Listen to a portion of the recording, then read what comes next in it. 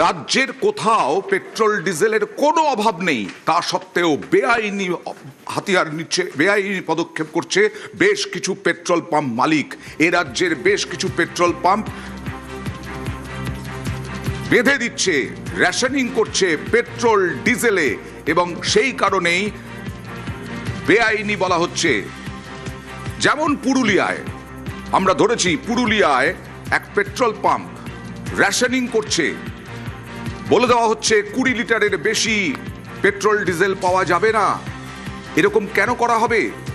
IOC, Indian oil corporation বারবার বলছে এ দেশে কেন, এ রাজ্যেও পেট্রোল ডিজেলের কোনো অভাব নেই। সরাসরি চলে যাব প্রতিনিধি ইন্দ্রজিতের কাছে। ইন্দ্রজিৎ, পুরুলিয়ার কোনখানে এই পেট্রোল পাম্প? এই পেট্রোল পাম্প মালিক কেন এরকম রেশনিং করছেন?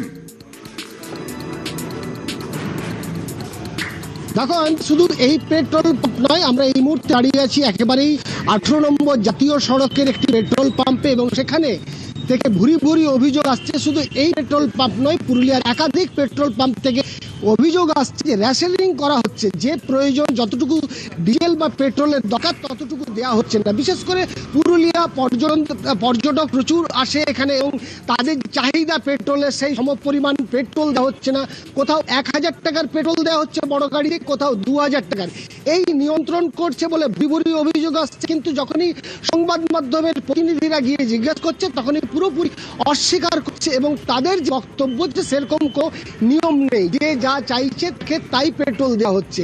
কিন্তু সাধারণ মানুষ যারা, তারা কিন্তু বারে বারে এই অভিযোগ করছে। শুধু পুরুলিয়ার বাসিন্দা নয়, যারা কলকাতা থেকে বা বিভিন্ন জায়গা থেকে পুরুলিয়া বিভিন্ন সরকারি কাজে বা অন্য কাজে বা পর্যটক যারা আসছে, তারা কিন্তু এই সমস্যায় পড়ছে। কোথাও 1000 টাকার পেট্রোল দেওয়া হচ্ছে, কোথাও 2000 টাকার পেট্রোল দেওয়া হচ্ছে।